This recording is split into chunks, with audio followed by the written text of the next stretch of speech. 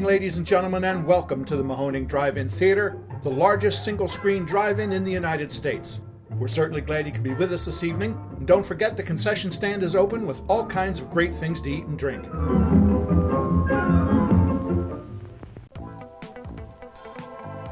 .3 Mahoning Drive-In Radio, your old pal Virgil welcoming you back once again for another exciting episode of the podcast. As you guys know, the only podcast dedicated to the love and revival of our beloved drive-in culture, joined as always by my co-host and general manager extraordinaire, Mark. Say hello, my friend. Hello! And in the booth tonight, at least the virtual booth tonight, Mama Beth, Mama Cheeseburger, welcome back to the show. Listen, thank goodness it's virtual because I am in my pajamas. Yeah, that is the plus side. Some people, like when we do our interview series, they want to do the video, and I'm like, please, God, no. we come on and they've got their video on, or like if it's a few different people, they've all got it on. I'm like, oh God, I'm gonna have to turn my camera on right now. Yeah. Oh, no. I should have combed my hair. Totally. You do not want to see the room around me right now. It's really like the debris of the season. I'm trying, like everything that was in my car has come back in. All of my, drive-in piles, dealing with all the Patreon stuff that we brought back from the theater. So it's, audio only. Thank you. I feel that. The sweatshirts, the blankets. Oh, yes. Oh, it's never ending. And that's a good timestamp for the audience. We are in our off season.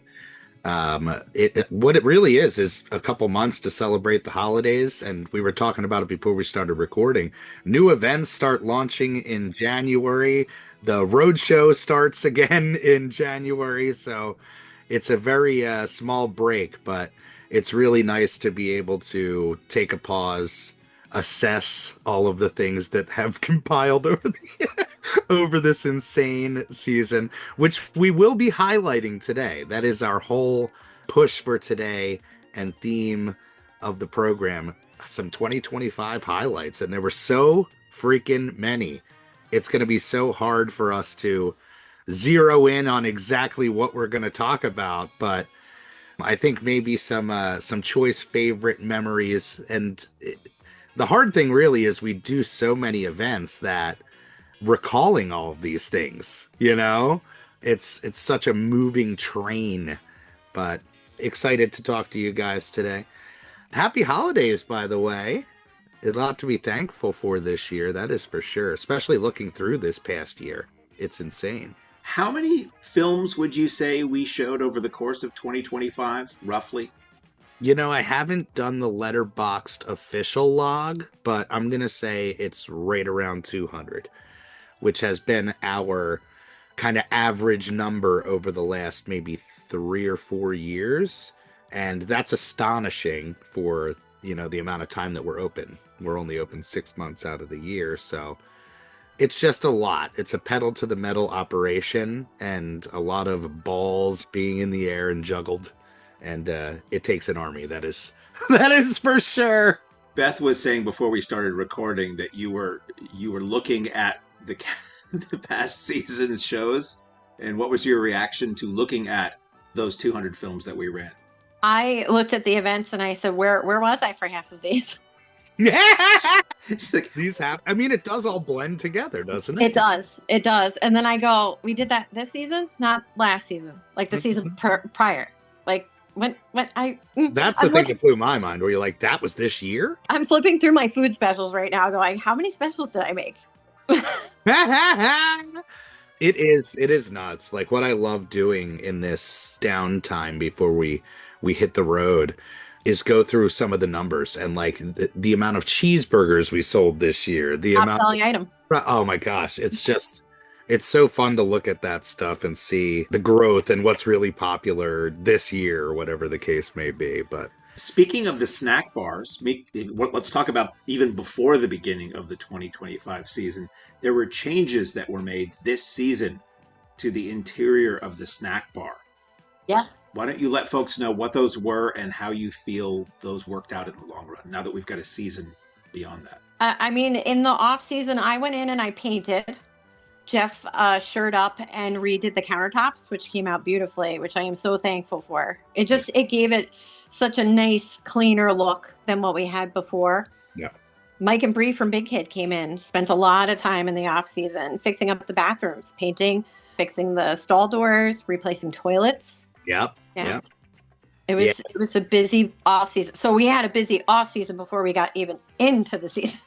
And that's the thing, looking back at it, there were so many things, like I said, to be thankful for and highlights that happened before we even got onto the lot or were physically able to get onto the lot like it is now, being that we just got our first snow. But the road show, the road show is going to be launching. I think that was such a highlight of the early year for me. I'm sure Mark feels the same. And for the business and the operation to be able to take this seed that we planted and really watch it grow. I think there were some really choice highlights on that one. From what I'm remembering, the Union County tour, doing that tour with Irv. Oh my gosh, the late great Irv Hyatt, who was so generous with that tour and so proud. That's the thing I love about the road show is we're going into other people's territory. So they welcome us with open arms, and they're really excited about showing off what makes their establishment so special. The Ambler Theater, when I got to watch that intermission reel from the Bucks County Twin with my mother and brother, that was like, flash forward 30 plus years in a time machine. Just wild. The road show was amazing. We had done it once before, and it was just a couple of dates, and they were really cool. And then it exploded to 9 events at 8 theaters in 5 states. That's some of those were multiple states and theaters over the course of consecutive days. It was cool to work with these other theaters who have a similar vibe that we do in terms of we really want to put on a great show and we want to bring new people in and do unique programming. We love old movie theaters. So to be able to just be in those spaces was really great. It was an excuse to see theaters we otherwise might never have, like the Everett in Delaware. And I don't know about highlights. The initial show at the Union County Performing Arts Center in Rahway, New Jersey was really special because it was the first one on that tour. We had a really good turnout, and it was a blizzard. It was a full-on blizzard. People were like leaving early and not coming because the weather was so treacherous, but a lot of people came anyway. And that was a double feature of original drive-in double of The Fog and Phantasm, 2 films I love. And we're actually going back to that theater. That's the one show that's, as we record this, that's been announced. Saturday, February 28th, 2026, back to Rahway. And it's going to be a ripoff. It's going to be an original / ripoff double feature of The Exorcist and Beyond the Door, which is it's a pretty great double feature. If anybody wants to go to that, there are tickets on sale. It's ucpac.org. And I think we might have maxed out already the vendors we're going to have at that show. Hell yeah. Inked Up Merch, who does our hats, is going to be there. I believe Zach from Morningside is going to be there. Some people you recognize from the Gamewick Games, I think, might be there again. And a couple Big vendors. Kid, I think, trying to get. I think Big Kid is going to be there. So it's going to be, truly like a little slice of the Mahoning in New Jersey in February. Yeah, and it's a gift that keeps on giving, the road show, because as Mark mentioned, like we're connecting with these teams and growing our network, and one of those things that naturally has come in handy throughout the season, whether it's just connecting with people, getting advice, getting extra work, whatever the case may be. Really, really special. Yeah, highly recommend that people come out and see us, because that's kind of the highlight for us as well. Is it's a connective tissue between the season and when we start back up, when we end and when we start back up. Even being able to see the staff, they're at every show. I think we had somebody representing the Mahoning crew. Beth, you guys were at the Colonial. Yeah, we came out for the Colonial. Yeah, and the joke was that I didn't go in and watch the movie, even though I was there and not working. We were having too much fun laughing. Donnie bringing his Donnie-isms. Really? Oh my gosh, he had his bear mask or whatever with him. That's right. Right? He brought it to Ambler too. Yeah. He brought the bear mask because he was misinformed, or he had the wrong idea of what movies we were showing at the Colonial. We did what was it at the Colonial? Dress to Kill and Alligator. Yes. And he thought it was going to be the show where we were showing Grizzly, which was the Ambler. So he showed up in a bear mask, and he was the guy in the lobby during Dress to Kill in a bear mask. You know, it kind of matched our level of weird. We were just selling it to the folks. Like, you never know what you're going to see. One of the things I wanted to mention about the snack bar retooling is that we added a second register to the snack bar line.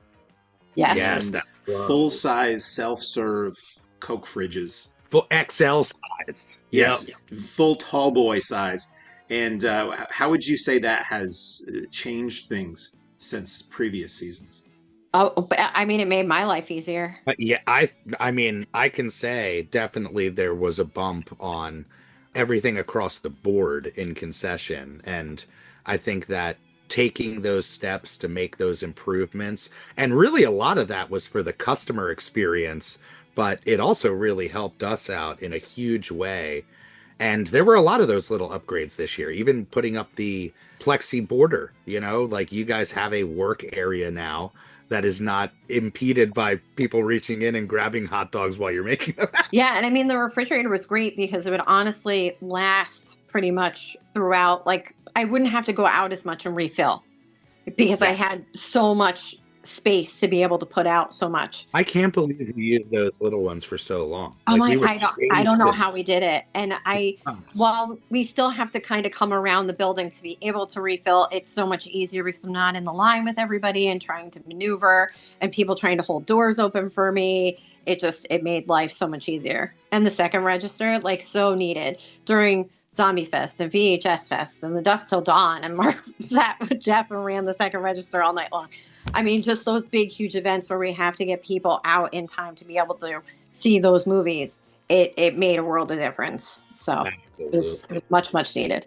And I think that's a trend that we're going to see is as we make these improvements, it's only going to help or reestablish kind of what the workflow is. A lot of what we do as we build this business out, which doesn't have a blueprint, by the way, is really trying to add these things and create this experience. And a lot of times we kind of do it because that's how we've been doing it. And to think outside the box and add some of these little things, it really goes so far. Well, you stay with what you know and what you're comfortable with. You know, it was like adding the barrier and saying, this is my workspace and I can't have people leaning on the counter or reaching over and grabbing things or whatever else. And it was received very well. People understood why it needed to be there. I mean, if you go into any kind of food service area, a Subway, you know, anything like that, there is a counter with a plexi or a glass in between you and the customer that's ordering. So it's a health and safety thing. And I mean, we're still there. Everybody still talks to us. You know, it's fine. Yeah. Same thing in merch with the addition of the merch market, the standalone merch market. That went so far with freeing up space, what we were able to do in the stand. And it's one of those things. I love this era that we're in, where we're able to be in a position to invest back in the business and do some improvements and really kind of let this baby shine for the next 77 years plus. I mean, I got a second fryer this season too. Yeah. It's there were so many things that, looking back, it's not necessarily the shows. It's the little things in between that really made the year special. I remember early in the year we were able to donate Jeff's 35 millimeter prints to the Eastman House, which was like a glorious thing to be able to know that Jeff's legacy is living on in the, form that he loved, 35 millimeter. Those are his nitrate prints. We still have a ton of prints that he had purchased, that we purchased from his estate and that we have purchased. But the nitrate ones, we just didn't feel right running those without the proper methodology and storing those. And we just figured, why should they sit in storage when they can go somewhere where they'll be taken care of and actually screen regularly? Yeah. And Rob took that trip all the way out there to make that donation, which I'm sure is a story he has as well. Right. I remember early in the year, a dream came true for me, and being a dad, like it's a series of that. But I finally got to do a career day, which, like, you know, from every movie that I watched as a kid, it's like, what is cooler than a career day? City Slickers. Yeah, exactly. But I got to go to Virgie's school and show what we do at the Mahoning Drive-In Theater and give out tickets. And it was just such a fantastic, just like the Roadshow, kind of extension of what we do and what we can do, you know? Well, they've had you speak at a local library more than once, right? Something similar. Yeah, I've done that too, where it's, and those have gone really well. Honestly, whenever we can get in front of an audience and talk about what we're about, like, it naturally perks people's ears up because of the historical value, the preservation aspect of it all, the fact that it has worked out so well, and the fact that people can go to it still. It becomes this thing that people want to talk about, which is really great. And finding more of those things, and they naturally arise, people sending us emails or whatever, is really a highlight, you know, again, beyond those just traditional shows. Gosh, we haven't even gotten to opening weekend yet, but I'm thinking we do Creature Feature Con. We do a couple of conventions in the off season. It's gotten less now that we do the Roadshow, but that Creature Feature Con was such a great time. Tim Capello was there, who came and rocked with us this year on the lot. But Nancy and Virgie met Tommy Chong on the way down in the elevator. They got to ride the elevator with Tommy Chong, which I'm sure is a lifelong highlight now for us. We'll be rocking on the porch when we're like, 70, being like, I met Tommy Chong once. But yeah, I would say, kicking things off, opening weekend, it really is the opening of the gates, the big unveiling of the season. And people come out in droves, even though it was freaking cold, really cold for opening weekend. But Paris had a great time. Any standout kind of highlights for you guys? That first one is just such a... I think it's just trying to get back into the swing of everything. Seeing everybody again, that excitement. It was just so much fun. Yeah. It always feels like it's been a really long time since you've been there, but also that you were there 2 weeks ago. At least when I go back. Yes. It's because we've been doing it for so long, and it's such your comfortable place that it's like going back to like high school, like in your second or third year. It's like, I'm very comfortable with this, but what's my locker combination again? I really should be remembering this. That kind of thing. It's like that for the safe. Well, actually, it is. I usually open this thing. I've just remembered that safe combination, usually by somewhere in October. Yeah, and like I said, Paris coming out, we started things off with a bang. Traditionally, we wait a little bit to have the celebrity guest appeal, but we wanted to try something out special for opening weekend, being that it is the same double feature that we've done for the last maybe 7 or 8 years, 8 years plus now. And we're planning some really fun stuff for this year as well for opening weekend, which I really hope pans out. But let's go to favorite memories instead of like going down the calendar. What's the standout? When we had the crew party, I tried to go around and get some video of people highlighting their favorite show, and Universal Monsters was one that came up a lot. I don't know. Where does your head go, Beth? Rocky Horror. Oh, shit. That was early, too. That was April. It was like the third weekend in April. All yeah. Those people in their fishnets in that weather.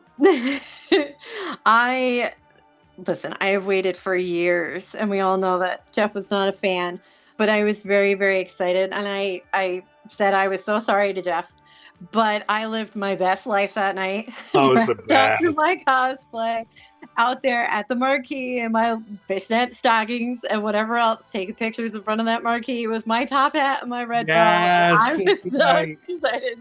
And all the And kids had the hats and bow ties. I bought everybody hats and sparkly bows, and I said to them, "Listen, if you want to, you guys can look like the ones in the time warp when they all do the time warp."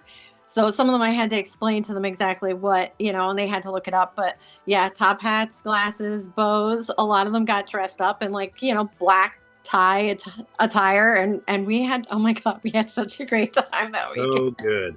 Yeah, the fandom does not wait to come back on the lot. Like that early season, I remember for second weekend was Hitchcock, and we had Angie dressed up as Tippi Hedren. That was, yeah, people. The standout for that Rocky Horror has got to be who dressed up as Frankenfurter.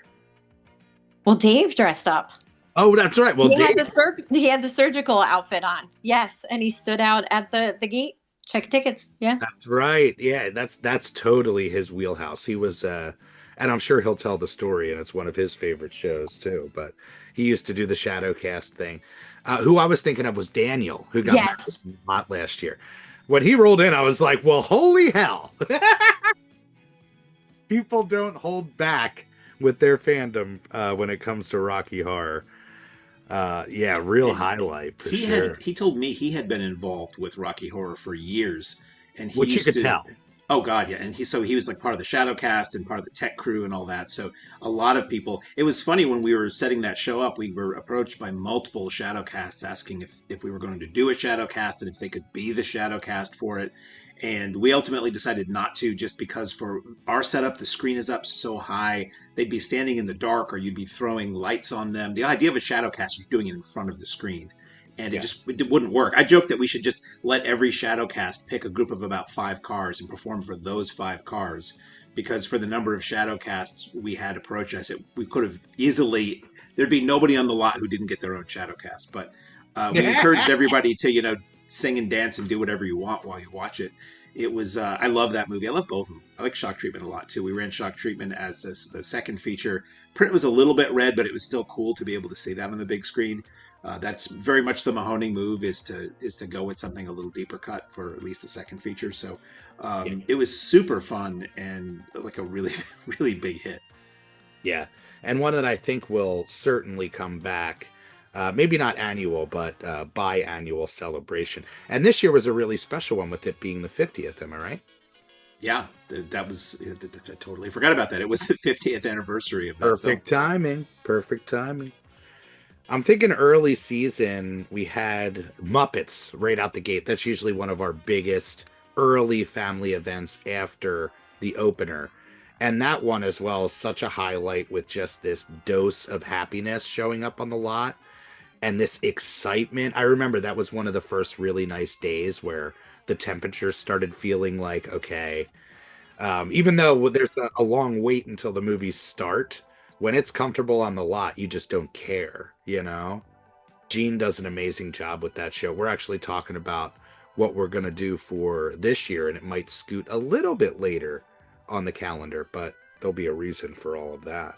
Mark, where does your head go with favorite kind of show, or maybe best highlight for you? It's tough. It's really hard. I would have to look at a whole list of the season, which I don't have in front of me. I've got some notes every year. I'm like, I'm going to take notes every weekend, so when we do these shows, I'm going to be able to remember. Yeah. And I don't know when we did the Pee Wee Herman show, but that's as far as my notes went. So I'll draw somewhat from my notes.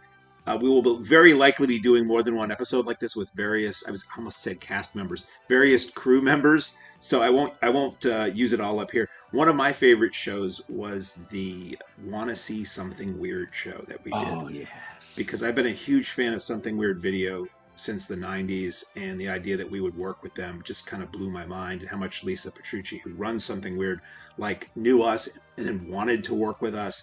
And we did that as a 1-2 punch with 4th of July weekend. Usually AGFA does a show 4th of July weekend with us, American Genre Film Archive, and it's a triple ripper of 3 just insane movies that Ivan from AGFA picks, and crazy trailers and intermission reels they bring, and it's always a blast.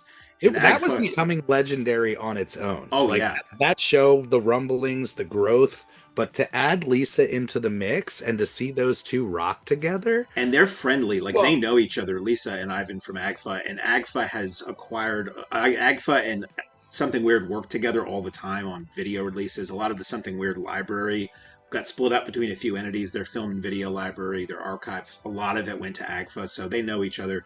And basically, when we were setting up the show, Lisa picked the films, and she was like, she just basically told Ivan, just pick trailers that go good with these, because they're trailers that were originally from the Something Weird archive. And it was a double feature of She-Mob and what was the other one? Teenage Gang Debs. Teenage Gang Debs. And we had a good crowd. Wasn't a huge crowd, but it was a good crowd for that, who were really into this sort of thing. It was all 35 millimeter. We had two men dress up as Big Shim, and if that means anything to you, it was amazing. I had a great time hanging out with Lisa a little bit here and there, and taking her and Ivan out to the marquee for some really fun marquee photos and some photos at the gate. And Scream did like a really cool raffle donation for that show, and Something Weird did. Krista and Val DJ'd like an all-female centric badass ladies DJ set, because they were both female gang movies, and it was super fun. And Lisa had such a great time, which meant a lot to me. Is there anything cooler to do on 4th of July weekend? Like that is happening freaking show. It's certainly alternative programming, because we over the years we tried to go for the big family titles, and they just didn't do that well, and we lent into niche stuff like AGFA, like Something Weird, and it's drawn a following. People traveled from really far away to go to that show. So Lisa is all about doing it again. She said it's one of the greatest Something Weird related screenings she ever had, which blows my mind. So that was huge for me, because it was a show I really wanted to do well, and I was really into, and it seemed to do well, for the date specifically. Yeah, absolutely. I'm thinking about the kind of magical memories watching Almost Famous, which is one of my favorites, and that print looked perfect, absolutely perfect. That night was just so comfortable. Like, there's so many endless moments on the lot. The Weird Al intro, like, how mind-bending was that? Oh yeah, I'll never forget you sending me like, okay, are you sitting down? That's the credit for that goes to Matt from 1984 Publishing, who put out that Warriors book. That's another event to talk about. He put out the Warriors book that Mike Gingold and Chris Pajali recently released. He put out Mike Gingold's books, the Ad Nauseum books, and he put out a book of Weird Al rare photos. So I contacted Matt and I said, do you have any connection, any contact info for Weird Al's people? We would like to see if we can get an intro for UHF. And he gave me Weird Al's managers and the guy who was Weird Al's manager and the director of UHF. And I sent him an email and I said, if you or Al would be interested, because like getting an intro from the director would be pretty cool too. And I didn't hear anything. And then I just got a WeTransfer email saying Al Yankovic has sent you a video. Yeah. And I'm like, it's probably Jay. It's probably his manager just using that official email address. And then I opened it and I'm like, no, it's Weird Al looking me right in the face. It was pretty. That was a great show, because we had people dressed up as Weird Al at that show. We had like a father and daughter dressed as like 80s Weird Al.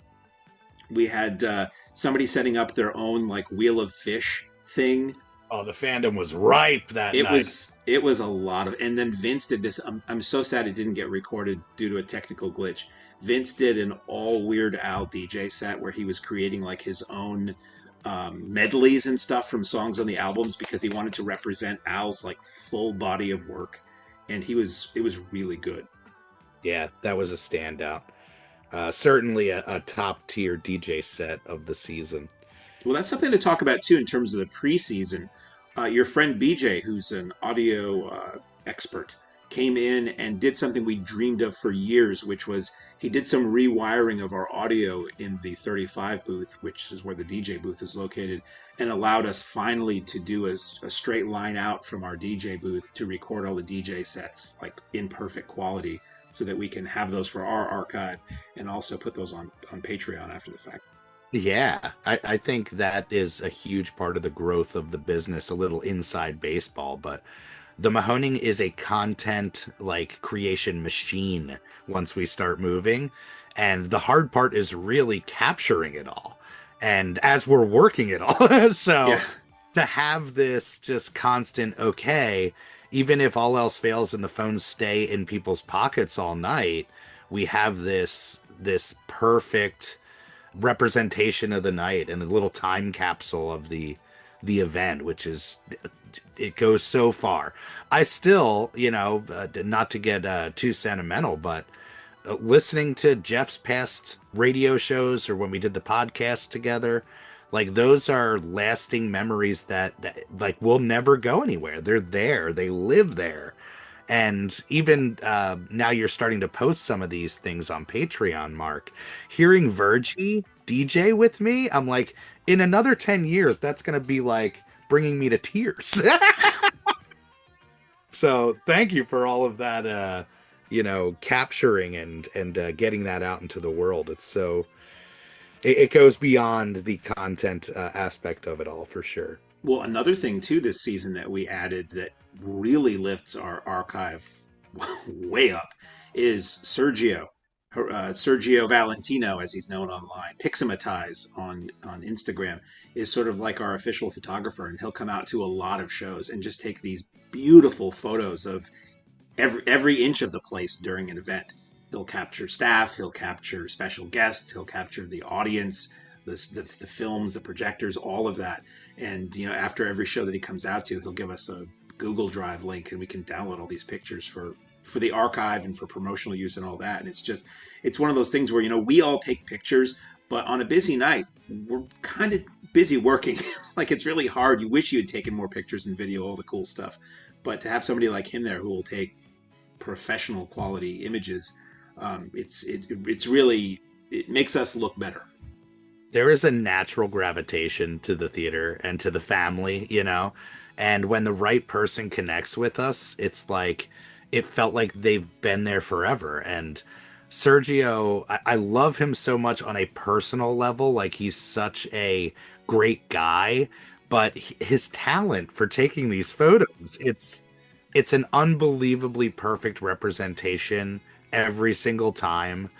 And I would love to get Sergio involved even more down the line, because he's become such an essential part of the family and the organization at this point.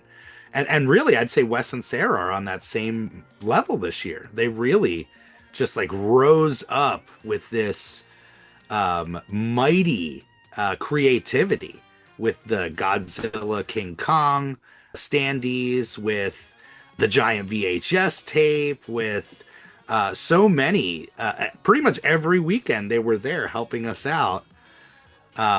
Just another perfect addition. And Beth, you had some, it's unfortunate because the traditional theater world, it's turnover. A lot of young kids come into the stand and they roll out of the stand, as it's kind of this stepping stone job for them. We've been really lucky because we have some really amazing folks that have been with us for so long, but we had some great additions this year, even though they're not still with us, if you want to shine a light. We did. Jaslyn was with us. She was fantastic. She actually moved out of the area. She moved out with her boyfriend. And Tiara moved, oh my gosh, she moved out of state. Minnesota? That's crazy. Somewhere with her husband. I know her husband, I believe, is in the military. So she moved out of state as well. Yeah, so, yeah, but no, we had some really good ones. Patrick left us, unfortunately. Yes, that's right. Yeah, it didn't work with his hours with school and trying to do, he's into a lot of theater and that kind of thing. So it was difficult for him to try and find the hours to be able to do it. But I get that. Yeah. Having these positions fill in and finding those right people, it's so important to the flow. And really, when I think about the memories, like, it really is those little moments laughing together and hanging out after hours around the barrel fire, or those late night features. Like, it's the camaraderie of it all. I think that's so intoxicating to me, the fact that we are kind of a magnet and become this community space where people come and celebrate really lends to our personalities. So Beth, you often, being in the snack bar and really unable to escape from it for the most part during a show, you get customers coming in and requesting things because you are essentially the service desk in there, customer service, because the projection booth, the door's closed and they're projecting and everybody else is out in the dark doing something. People come in asking for jumps, complaining about noise. Do you recall any like odd ones that you got this last season? How about for Wine Fest? Somebody came in and they were totally parked in. Oh my gosh. So that yes. Wine Fest was huge. Let's just say Wine Fest, I knew it would do well. I don't know that I expected it to do that well. It was not. Like it was insane. Yes, but a gentleman comes in to me and he says, "Hi, so I need your help." And I'm like, "Yeah." I said, "Well, what can I help you with?" And he goes, do you have anybody here that can help me? My car is parked in." And I went, "Excuse me?" And he goes, "My car is parked in." He goes, "Somebody parked in front of me and behind me, and I can't get out." And they were parked in side by side, Sure. And I don't know what people were doing. And this just shows that many of the people that came to Wine Fest were not drive-in people because they didn't understand how to park. Whole new audience for sure. Yeah. So a lot of them on the men's group side, I want to say maybe like the 5th or 6th row, they had started parking everybody in, or they had started parking themselves in, which I didn't understand what was going on when I was watching it actively happen. But I was like, I didn't think anything of it. I didn't think that somebody would come in and park somebody on both sides. I figured, end to end, maybe like at a regular parking lot.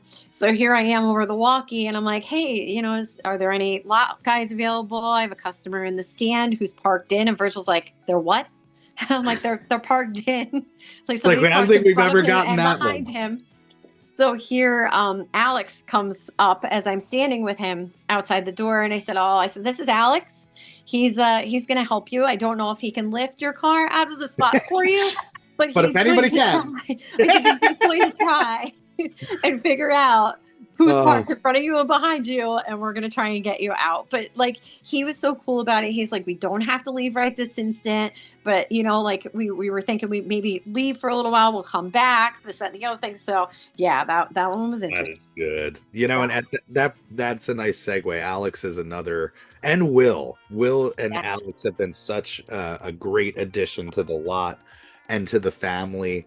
And again, like, this is kind of the natural flow, I think occasionally we have to put that call out there and say, "Hey, we're trying to fill this slot, fill that slot."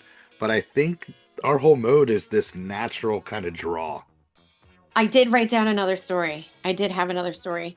So when we had the Chiodos in for ChiodoCon, I was actually filling the condiment table, and they were seated inside the stand, and they were hanging out while the movies were going on and whatever else.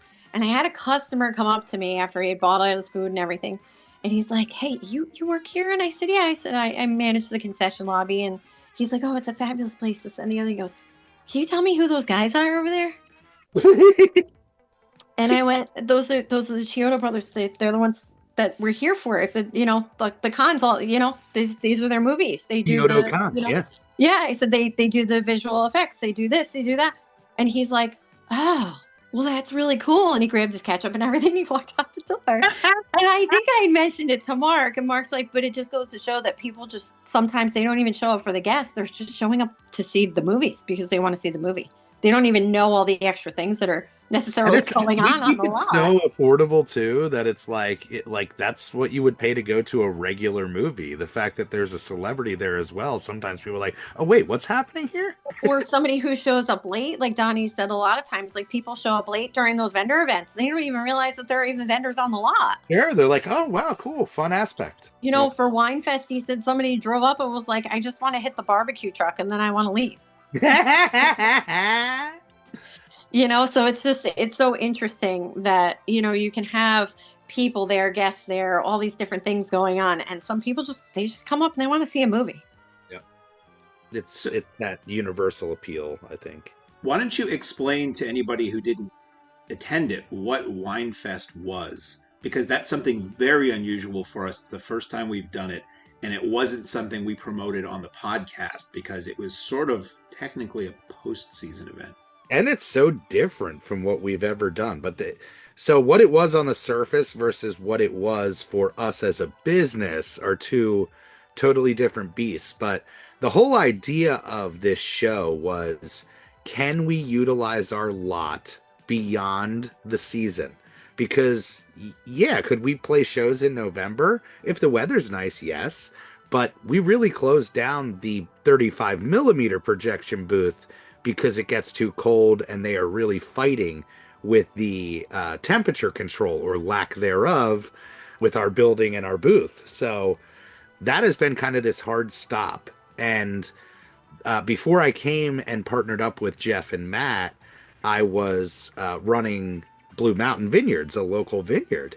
And my job was literally to go out to festivals, farmers markets, wine fests, and like set up and do the thing, serve wine, be a part of the kind of culture, and pushing the local love aspect of local viniculture. And it was like, there were a lot of options. Food truck festivals, I think we kicked around at some point. The film festivals where it's like, well, we can just run things digitally if that's the case.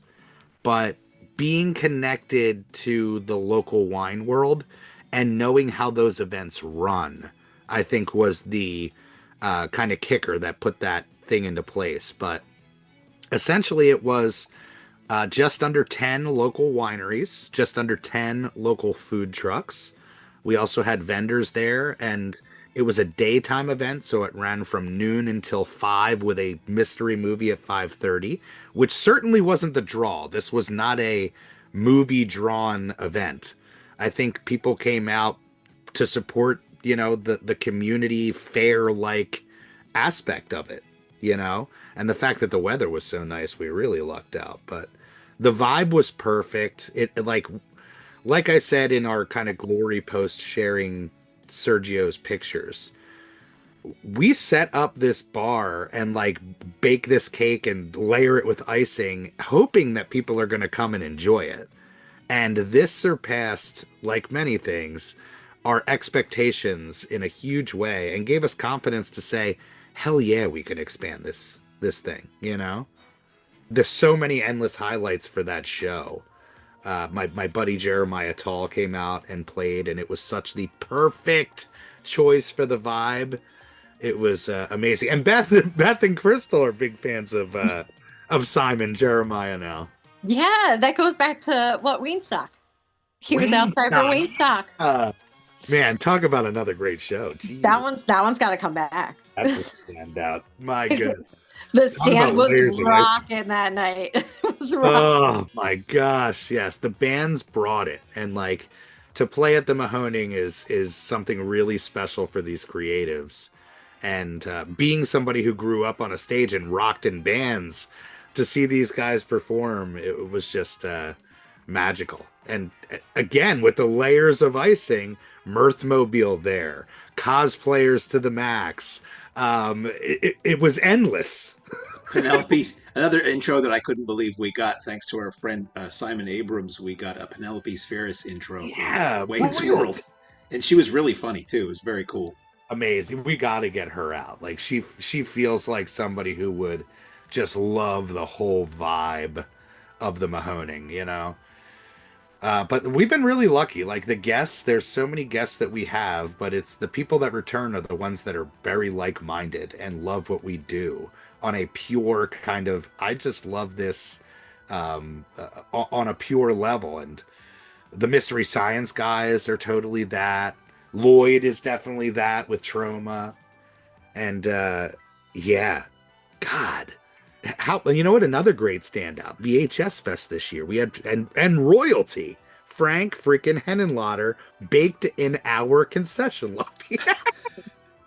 That wasn't a type of muffin we offered. We had the director of Frankenhooker and Brain Damage, Frank Henenlotter, and it was a very hot July weekend, and he sat at his table in the snack bar.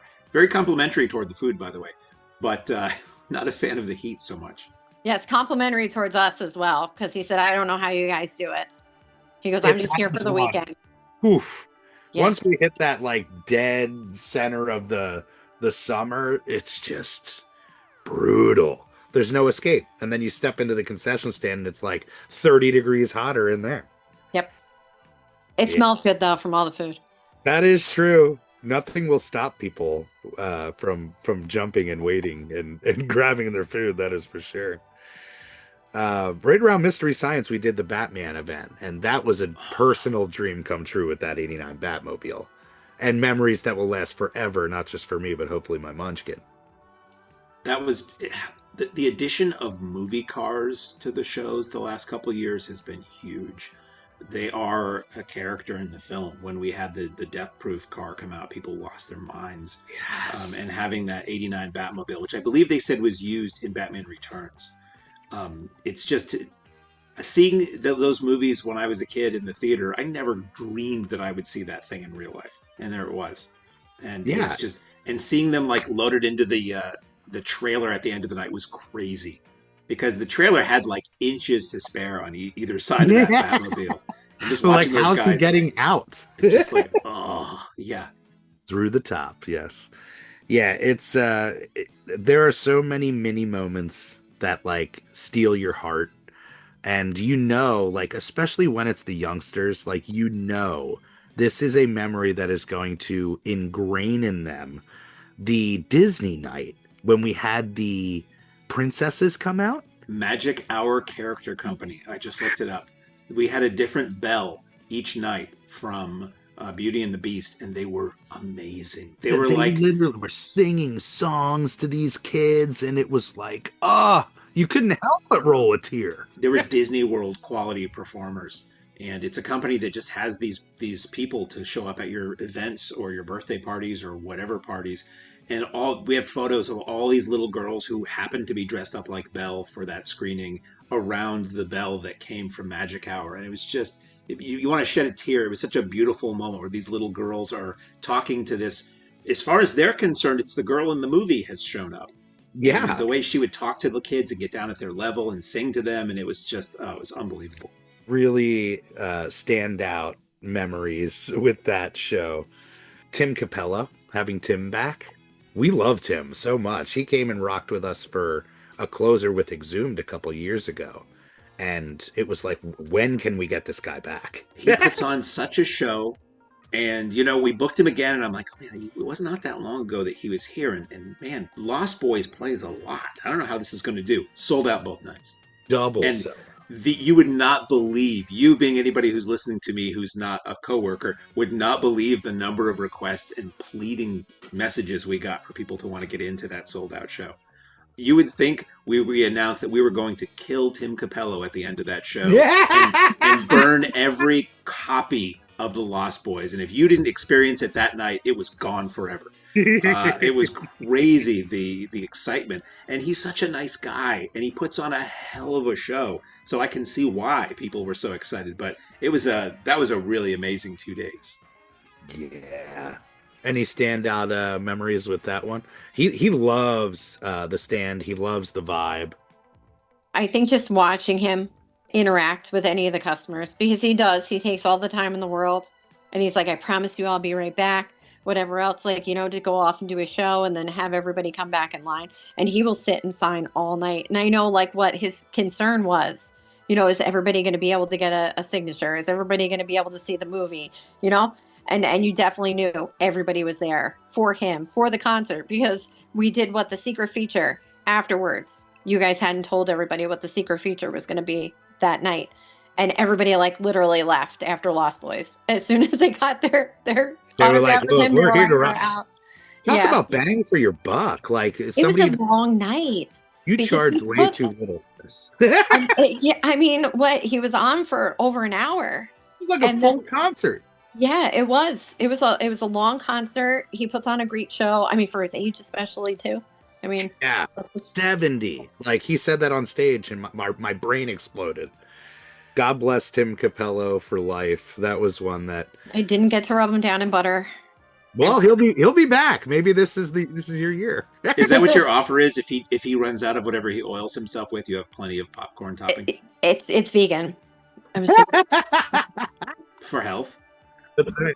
We got him covered. Literally, we had a full-size stage set up under our screen, and we had Dave running a camera the whole time, projecting that on the screen. So anybody who was a little bit farther back, I mean, we have a huge amount of grass under our screen. So pretty much everybody who wanted to get a seat up front could. But anybody who maybe was farther away or going to the bathroom or whatever, you could see it from any and hear it because we broadcast it through the FM anywhere on the lot. And Wes and Sarah decorated his stage with all these skeletons with like glowing eyes. It was a fun team effort on that show. I got inflatable saxophones for myself and the kids in the concession That's stand. right. Yes, I forgot about that. We go. We had them strapped to our backs. I love Well, that. we go- It goes so far. Like that Scooby-Doo night when you guys were all different characters. Like people show up and they're like, "What is this place?" We tried.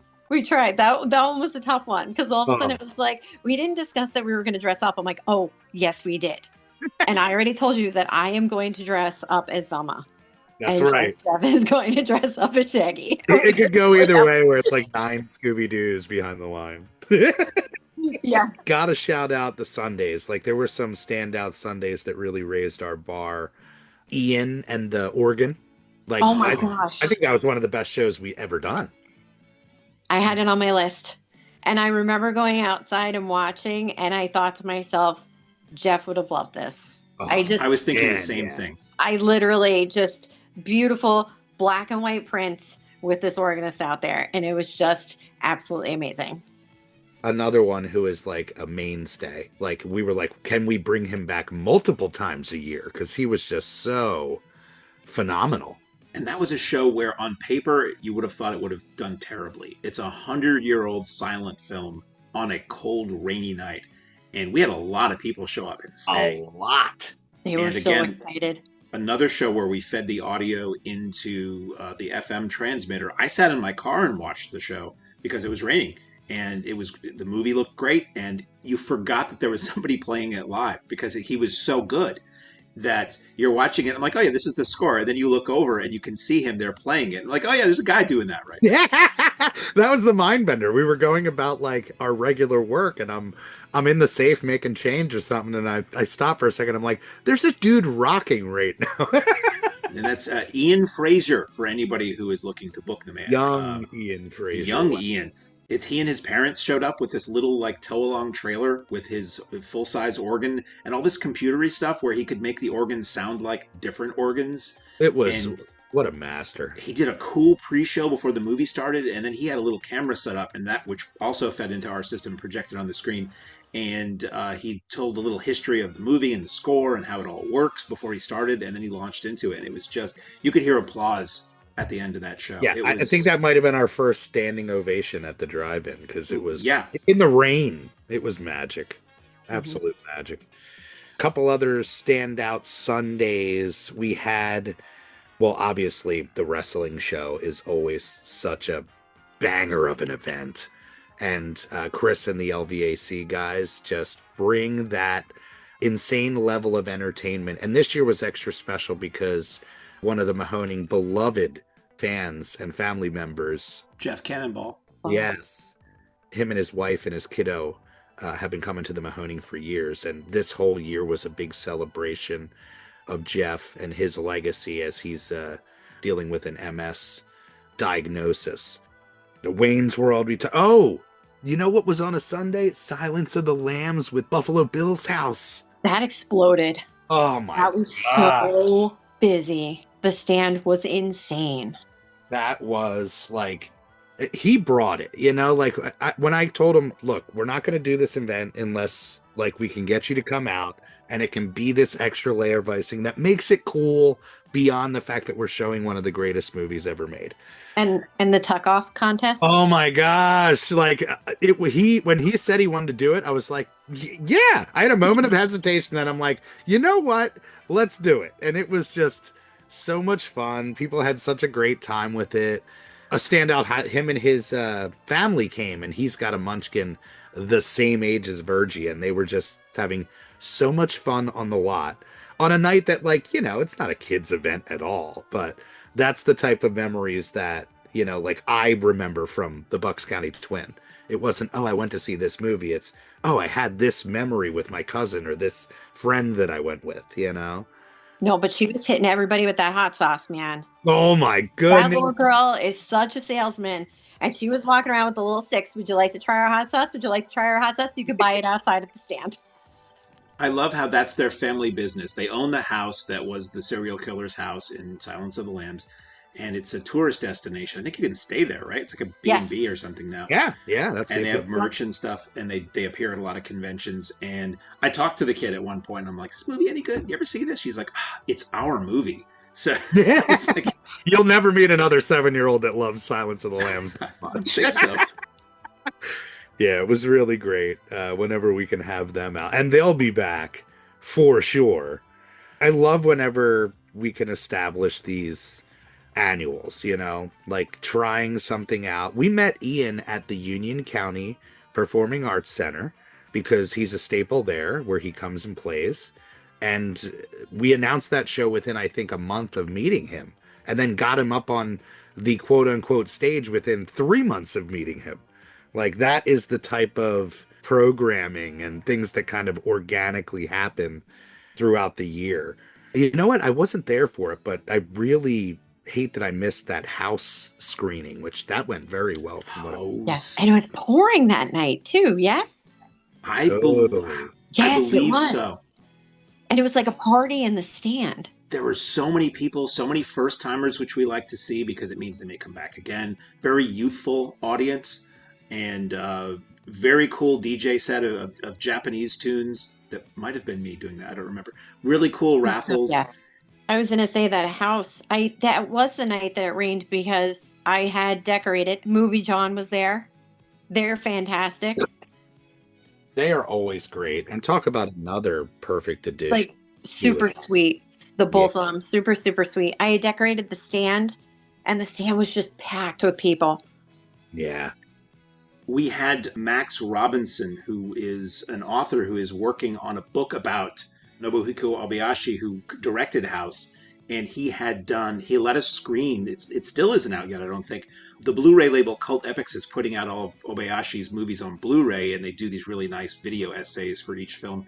And he had done one about the director's career, and they let us run that on the big screen right after House. And he did a little an intro for the movie too ahead of that. It was a super fun, super cool night for just totally bonkers movie. Yeah, and a phenomenal piece. I love whenever we can add the layers of icing, because it really brings that extra level of fandom, to be able to see this batshit crazy movie, whether you're a fan of Obayashi or not, and then to kind of get this film school appreciation deep dive after the screening for no extra charge. Like, what is this place?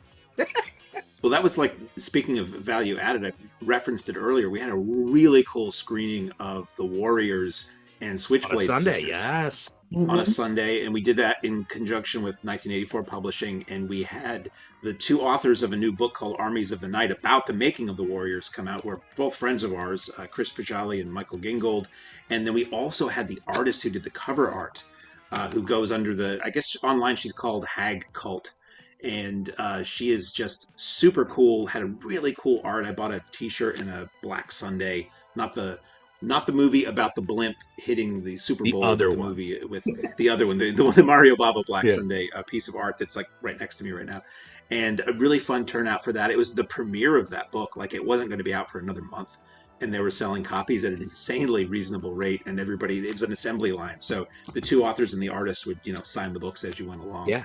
And Another bar raise for sure. Oh, God. And hosted a book launch. Yeah, which is, and we do really well with authors, or authors do really well when they come out to us.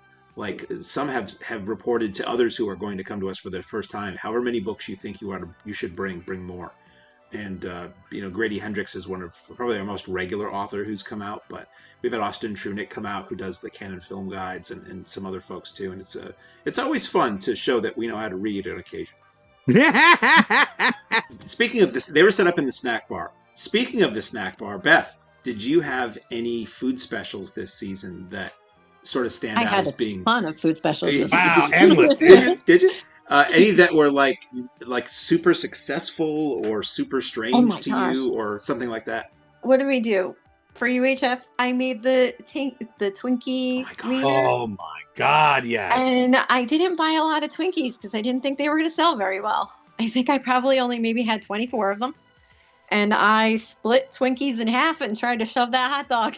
Hot cakes, baby. People are dedicated. They're like, I'm doing it. It was a Twinkie with a hot dog in it and Cheese Whiz, right? Yes, and they sold so fast. And it was like, you need to come in now and get them if you want them, because they are super, super limited. Like I said, like things like that, especially with what that was on a Sunday. A lot of times I won't make as much as what I would for a Friday or a Saturday, because we never know. Oh my gosh. Any other ones? Oh my gosh. I have so many. I'm literally looking at them right now.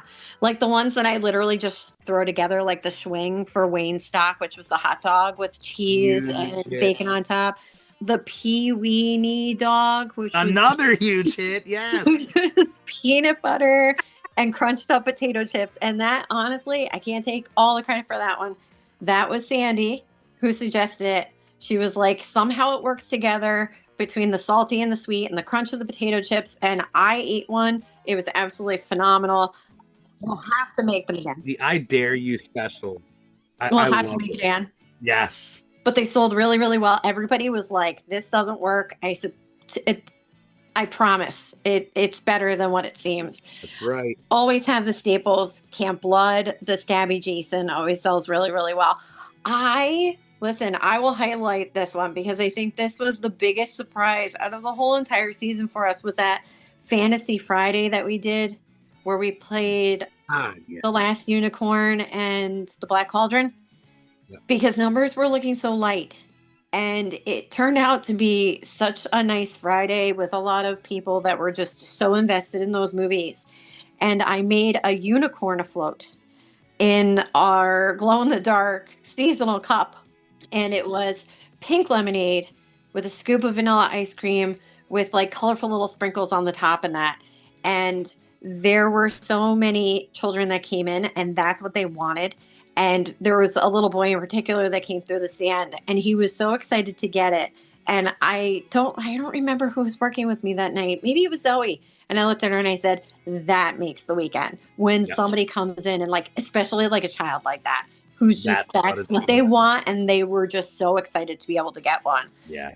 So that like just totally made my whole entire night. I'm like, if the rest of the night is shit, that just totally those drink specials, raise the bar in such a huge way. And I think the specials in general, are such a draw to the place. If you become a regular fan of the Mahoning, it is like your favorite aspect of what we do. I mean, what else did we do? We did the ET's peanut butter hot cocoa with the Reese's Pieces on the top. I mean, even like things that I didn't necessarily make, but bringing in the Kool-Aid for Scooby-Doo, which was the Kool-Aid in the glow-in-the-dark little like packages and that kind of thing. Any of that stuff that all of a sudden, like around Halloween, all the Halloween candy, the Boo Dots, the zombie. Yes, the specialty. They had the zombie Sour Patch Kids. Like I was so invested in that whole month of October. I was like, I'm going to do it. And Virgil's like, go for it. It adds such like an appeal, like I wish that this place existed when I was a kid, because the idea of going to the drive-in, cool. The idea of going to the drive-in and seeing some retro classic movies, even better. The fact that they might be your favorite movies ever made, it's like, what? And then to get this like catered fandom around it, to be able to sit and sip on a specialty drink and eat a box of boogers around Halloween. Come on, you only live once. So many great Thursdays, though. We'll highlight those when we get more of the crew on here. But again, Beth, I can't thank you enough for really bringing this excitement, enthusiasm constantly to the operation. And for the fans, I know how much they appreciate this extra special shot of love when they come through that stand. I mean, sometimes it depends on my mood. Sometimes catch her on the right day. I'm going to be honest. I can be a little feisty sometimes. Look, we're all a little stressed. We're all a little stressed. But generally, once I calm down and come back, I'm good to go. That's right. Stressed, but blessed. That is for sure. You know, that's what I always do. Like when things get overwhelming on the lot, I take a step back and I'm like, this place is a freaking dream. You know, we'll find a way to work through The it. kids just pushed me in the back room and they shut the door. And they're like, give her 5 or 10 minutes. She's going to come back out. She's going to be a entirely different person. Let her calm down. All's good. I think that's a great place to kind of put a pin in it. Thank you to the audience always. Like your guys' support and the growth of the popularity at the Mahoning Drive-In Theater is all because you guys choose to spread the word. That goes so far for us. Hopefully you guys can make it out for some of the road shows, which kick off again at the end of January. Stay tuned because we got a lot of stuff to announce, right, Mark? Including theaters we've never been to before that I'm very, very excited about. Ooh, teaser. We're raising our bar. We're trying. And thank you again for the support. The Patreon, I gotta say, this is the time of year when the Patreon becomes so important to us. If you love what we do or appreciate what we do, this is a great way to get a little extra insider fandom. Mark, why don't you give them just a little breakdown of what the Patreon's all about? Drive-in cider, if you will, which is actually Yes. theoretically, technically what it's called. Yeah, the Patreon is, if you haven't heard about it, if you have heard about it, just do the 30-second skip about 11 times. The Patreon is a monthly subscription you can do. Well, actually, you can also do it annually. I think there's a discount if you do it for the full year. That is 3 tiers. It's $4.99, $9.99, and $19.99. Each one gives you different levels of stuff. But we put up stuff that we don't have space for in the main socials online, and also it acts as an archive of all of that media that Virgil mentioned earlier. Like we record all of the Q&As when celebrities come out. We record all of the intros that celebs will do from the projection booth. We will post all of the video intros people give us. We record all of the DJ sets. We do all of these podcasts, but also once a month we do Patreon exclusive podcasts where we'll throw it out to the members, questions or topics, and we'll have somebody like Beth or Dave or Sandy will come on with us and just chat about the business or our favorite movies or whatever. And a lot of photos that go back years and years and years, including photos like we posted this week that were before any of us even were involved with the place. I love when that happens, where you're like, what? Unearthed gold. So part of the project is me trying to uncover the history of the place before any of us were involved, but also document, what we were all going through here. So it's a heck of a lot of fun. If you are in that top tier, the simplex tier, which refers to our projectors, not a social disease, we get monthly virtual screenings year round where we pull files, we pull titles from AGFA, and it's the kind of thing you would have seen at a drive-in over the course of the history of the Mahoning. And those are super fun. We also annually, we're about to do one. It's hasn't been announced as I say this, but as you hear it, it will have been on December 16th. All paid members get a free screening of Joe Dante's The Movie Orgy, which is a 5-hour film mixtape. It's insane and hilarious that Joe Dante did in the late 60s. And that's going to be free for all paid members on the 16th. And the next day is our Simplex screening. We don't tell people what the Simplex screenings are. They're a surprise, but we'll drop clues in the DJ set that we do before that and everything. So that's super fun. Simplex members get an annual exclusive enamel pin, which is really neat. And we'll do occasional drops of exclusive merchandise. You get first crack at tickets and things like that. So it's super fun. We try to make it super fun, and it goes on year round. And it is a source of income for us in those off-season months where normally we wouldn't have any. And as the theater continues to incur expenses, even if we're not open, that Patreon is a wonderful way for us to be able to cover those costs. Goes so far. And even if you guys give it a little taste, you'll see Mark does such an amazing job with the Patreon. I mean, the hats that we wear are a many. It's like the archivist. I say Mark is the Uber producer when he's not on site, generally managing. Generally. That's right. As you leave the theater, folks, please be careful. Don't let this happen to your car. Be sure to remove the speaker before you leave. If you should accidentally pull a speaker loose, please turn it in at our snack bar or box office. Thank you. Beth, thank you again for joining us. I'm sure, hopefully we'll see you for the road show as well. People can come out and see you. I hope so. I don't have a list of dates yet. Yep. They keep it secret. That's right. Everything's a secret. Now, this should be the month. Everything's going to be hitting hot and heavy. And thank you again. We'll see you guys back here for the next podcast, and we'll see you for the road show and back on the lot come April. And on that note, Jeff, take it away, my friend. Ladies and gentlemen, thanks again for coming out tonight to the Mahoning Drive-In Theater. We hope you'll come back and see us again real soon. The exit is on the right-hand side of the screen at the front of the field, and most importantly, have a very safe trip home. Good night, and God bless you.